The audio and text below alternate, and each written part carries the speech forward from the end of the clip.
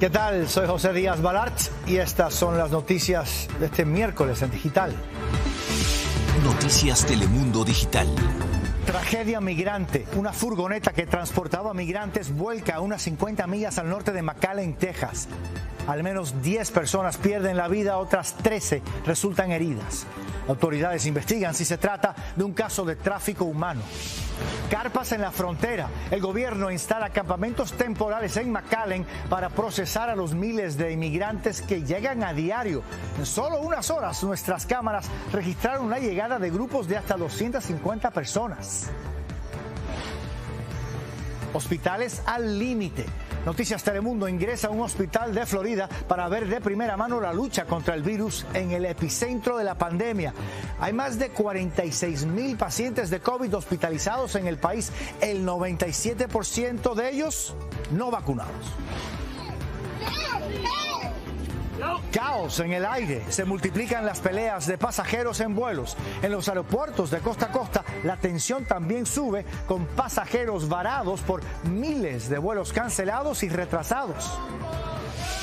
Una camioneta repleta de migrantes volcó en una zona remota del sur de Texas. Hay al menos 10 muertos y 13 heridos, algunos en estado grave. Las autoridades indican que el conductor, quien resultó muerto, perdió el control, probablemente por el exceso de carga. El incidente está siendo investigado como un posible caso de tráfico de personas. Damián Bonmatí está en la escena. Daniel, adelante. Sí, José, aquí acaba de llegar una grúa para llevarse esta camioneta que ha quedado en un estado pésimo. Hay una decena de investigadores todavía aquí viendo qué ha pasado. Han encontrado agua, comida, ropa, elementos que los migrantes suelen llevar en la huida de las autoridades. Y es que el contrabando de personas es bien común en esta zona del sur de Texas. A diario los migrantes evitan a la patrulla fronteriza jugándose la vida. La camioneta quedó casi partida en dos. Debajo, tendidos, quedaron los cuerpos de algunas de las víctimas. Otros quedaron esparcidos sobre el terreno. Autoridades confirmaron una decena de heridos. Hay quienes fueron transportados por helicóptero para recibir atención médica. Como se ven en estas fotografías, la camioneta volcó en una curva, al parecer por el sobrepeso de los 30 tripulantes que iban en la Ford blanca con capacidad para transportar a 15 personas. El aparatoso accidente ocurrió en Encino, Texas, al norte de McAllen y a unas 3 millas de un punto de revisión de la patrulla fronteriza. Looks like undocumented immigrants, but right now we're trying to ID everybody.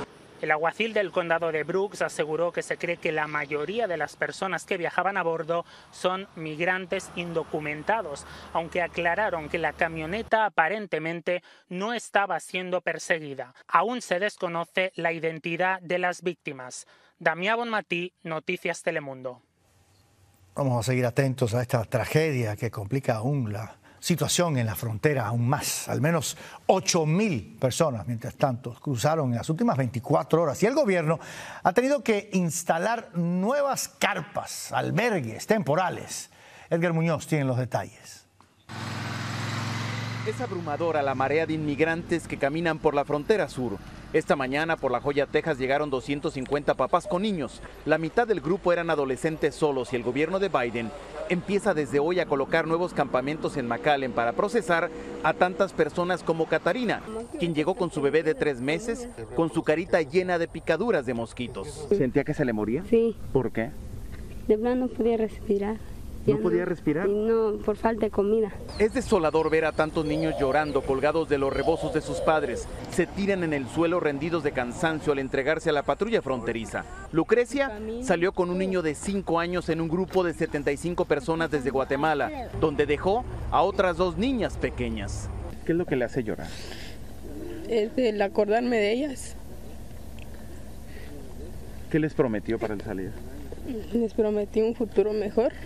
Al mismo tiempo que un juez frenó temporalmente la orden ejecutiva del gobernador de Texas, Greg Abbott, que impedía el libre tránsito de inmigrantes, agentes migratorios con más libertad distribuyen a diferentes estaciones a los detenidos. Al amanecer, este es el primer grupo que encontramos justamente aquí en la frontera. Yo contaría más o menos 50 personas que van a subir en este autobús para ser procesados, pero del otro costado hay más gente y así durante el día se repiten grupos como estos. La primera dama de Honduras hizo un recorrido por debajo del puente de Ansaldúas, donde miles de inmigrantes esperan en largas filas ser procesados. Nunca había visto una situación como ahora.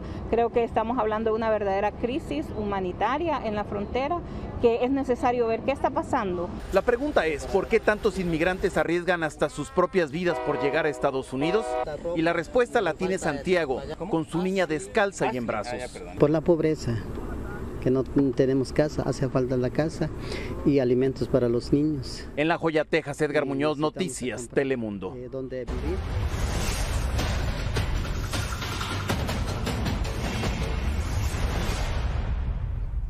La nueva ola de COVID impulsada por la variante Delta trae de vuelta los peores momentos de la pandemia. En todo el mundo ya se han registrado la abrumadora cifra de 200 millones de casos de COVID-19. Aquí en Estados Unidos los contagios siguen aumentando. Julio Vaqueiro estuvo hoy en un hospital de Florida. Julio, buenas tardes. La situación, la verdad, que es crítica. Sí, ¿qué tal, José? Buenas tardes. Crítica particularmente en Florida, que es hoy quizá el nuevo epicentro de la pandemia en el país. Florida representa poco más del 6% de la población total de Estados Unidos, pero este martes representó el 15% de los nuevos casos de coronavirus. En todo el estado hay más de 12.200 personas hospitalizadas, más de 2.400 de ellas están en cuidados intensivos. Muchos hospitales están al límite. Y nosotros esta mañana entramos a uno de los más grandes, platicamos con el personal médico y con pacientes. En el Hospital Jackson Memorial de Miami, Florida, la unidad de COVID-19 está al límite. Hemos visto que están subiendo, ¿no?, los números de los pacientes que son COVID positivos. En una de las habitaciones de estos pasillos, entramos a conocer a don Jesús, de 53 años. Don Jesús, ¿cómo está? Llegó aquí contagiado hace 2 días. Muy mal me sentía. Me faltaba mucho el aire y por eso fue que tuve que venir. ¿Tuvo en algún momento miedo? Sí tuve miedo porque era demasiado porque estaba complicada el cover y el aire de los pulmones. ¿Se puso la vacuna? No me la puse, no me la había puesto. ¿Se arrepiente? Sí, me arrepiento. ¿Qué piensa? No, porque el que no se la pegue, si de todas maneras va a caer aquí y va a ser peor, y hasta se puede morir la gente como se han muerto. Se estima que de los más de 46,000 pacientes hospitalizados en todo el país por coronavirus, la gran mayoría, el 97%, no están vacunados, como don Jesús. Hoy día comenzamos con nuevas medicinas. A él lo atiende Carmen, enfermera desde hace décadas. ¿Platica mucho con sus pacientes? Sí. Yo les pregunto qué les pasó, por qué llegaron acá, cómo se sienten. ¿Les pregunta si se han vacunado o no? Sí, también. En este último periodo, la mayoría de la gente no se ha vacunado. Entonces, mi pregunta es ¿por qué? Y muchos de ellos dicen que es porque no creen en la vacuna, les da miedo la vacuna. ¿Y qué les dice usted? Bueno, yo les digo que yo tengo la vacuna y que yo me siento segura con la vacuna. Esta fotografía muestra los estragos que causa el COVID-19 en los pulmones de una persona vacunada en comparación con otra que no se ha vacunado. A Carmen, el aumento de los contagios de este verano le parece un déjà vu. La verdad, no me lo esperaba.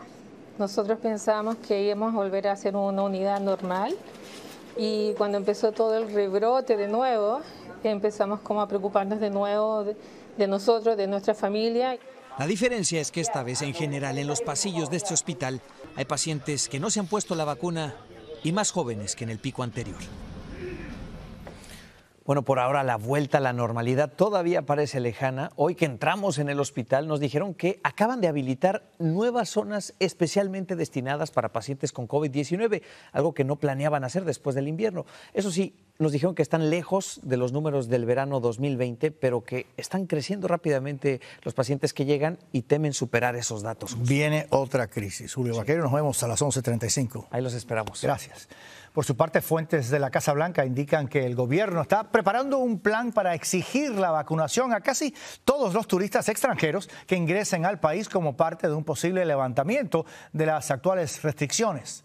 Mientras tanto, en la frontera, la administración Biden se prepara para ofrecer vacunas a los migrantes. Usarán la vacuna de dosis única de Johnson & Johnson para personas que se encuentren bajo custodia de la patrulla fronteriza.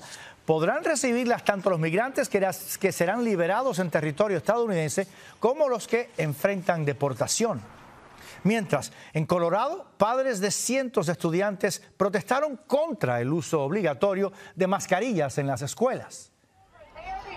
El grupo se opone a la decisión de que alumnos entre 3 y 11 años del condado Jefferson lleven cubrebocas a su regreso a las aulas. Abogan porque sean las familias las que determinen si los niños deberán o no usar mascarilla. El gobierno extendió la prohibición de desalojar a millones de personas que no han pagado sus rentas y temen acabar en la calle. Pero ojo, esto no quiere decir que puede vivir gratis hasta el 3 de octubre. Cristina Londoño explica. Ana es madre soltera y hoy estuvo en corte peleando para que no la echen a la calle por no pagar su renta. Casi $4,000. Sí. Son muchas noches de insomnio que uno no haya ni qué hacer, no sabe ni qué hacer. Pero anoche durmió mejor al conocer que por motivos de salud pública, el gobierno extendió hasta el 3 de octubre la prohibición de desalojos en condados con niveles elevados o sustanciales de transmisión de COVID, que en la práctica beneficia a la mayoría de los condados y a 9 de cada 10 estadounidenses. Muchos creen que pueden vivir gratis 60 días más y eso no es cierto, me dijo este asesor comunitario. Al recibir las denuncias de falta de pago como la que recibió Ana, tienen que presentarse en corte. Que si no vienen, el abogado del propietario y el juez pueden determinar el proceso de desalojo. Al mismo tiempo, explica Sánchez, deben llenar una solicitud para que el gobierno les ayude a pagar las rentas morosas. Yo ya pedí ayuda al condado, pero igual no sé todavía si me van a dar. Solo una fracción de los más de $45 mil millones destinados para las rentas retrasadas han llegado a su destino. Para recibir cualquier tipo de alivio también tiene que demostrar que está desempleado o que le cortaron las horas, que está haciendo un esfuerzo para pagar su renta y que si lo sacan de su casa, usted y su familia quedarían desamparados. Mariela debe $8,000 en pagos atrasados. Es bien preocupante porque uno tiene miedo que le saquen sus cosas para afuera pues en cualquier momento. ¿Y con niños? Y con niños, sí, tengo 3 niños. Hasta hoy supo que puede buscar ayuda y recursos en organizaciones comunitarias y eso le da un gran alivio. En Silver Spring, Maryland, Cristina Londoño, Noticias Telemundo. Y para toda la información sobre la ayuda disponible, cómo puede obtenerla, vaya a nuestra página de internet noticiastelemundo.com. Pasamos a Nueva York, donde el futuro del gobernador Andrew Cuomo pende de un hilo. La mayoría de la Asamblea Estatal está a favor de su juicio político por acusaciones de acoso sexual. Carla Mesola está en Nueva York. Carla, buenas tardes. Los reclamos de que Cuomo renuncie se multiplican por hora. Así es, José, ¿qué tal? Muy buenas tardes. Y esa podría ser la razón por la cual no hemos visto toda la semana al gobernador Cuomo aquí en su oficina de Manhattan. Pero los que sí se presentaron el día de hoy fueron personas pidiendo su renuncia. También lo han hecho el presidente Joe Biden, Nancy Pelosi, 4 gobernadores de estados aledaños y hoy también se sumó el gobernador de Illinois. It is time for Governor Cuomo to resign.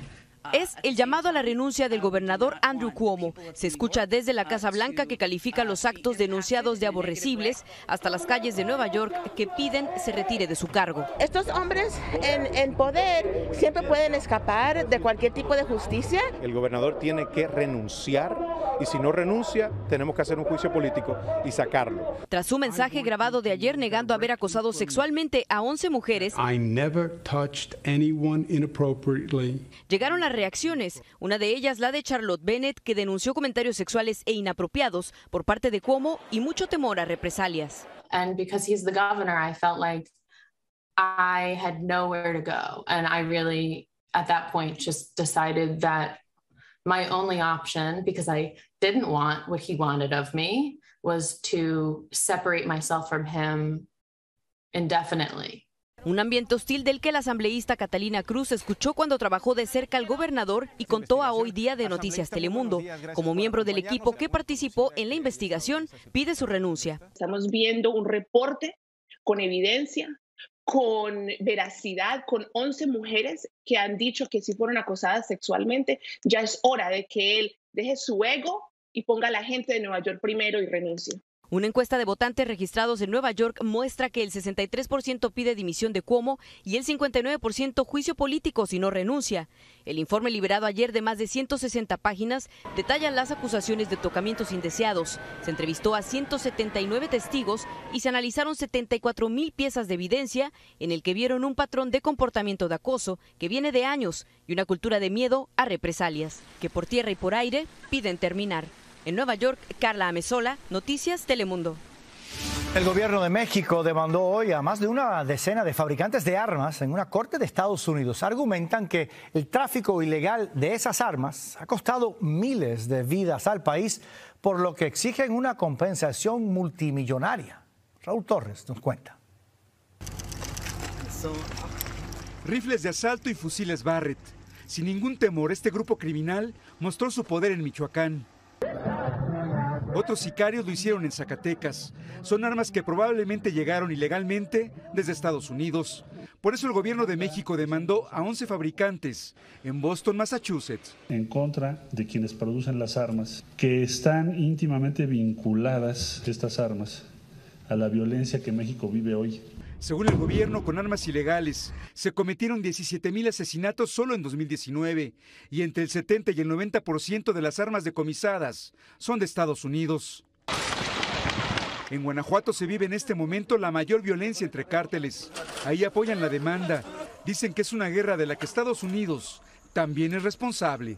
Tantos asesinatos diarios todos los días y pues, ojalá y lo pudieran evitar para que sí pues, se pueda reducir ese problema. Según el gobierno, cada año entran ilegalmente a México desde Estados Unidos 500,000 de armas y los daños los cuantifican en $200,000 millones. Daños por los que se exigirá una compensación económica de al menos $10,000 millones. Las empresas no han hecho comentarios, pero la Fundación de Deportes de Tiro de Estados Unidos dijo que México es responsable de la violencia en su territorio, aunque según Ebrard ya fabrican armas específicamente para los narcos. Especialistas en seguridad no creen que ganen la demanda. Pueden señalar que ellos no venden una sola arma a ningún cártel mexicano. Ellos, lo que hacen las empresas fabricantes de armas, lo que hacen es comercializarlas con intermediarios. Así que las armas podrían ser parte de otra guerra, pero en un tribunal. En México, Raúl Torres, Noticias Telemundo. Y hablamos ahora de otra crisis, la que están experimentando las aerolíneas por la avalancha de episodios violentos en vuelos por todo el país. En el caso más reciente, el pasajero agresor debió ser amarrado a su asiento.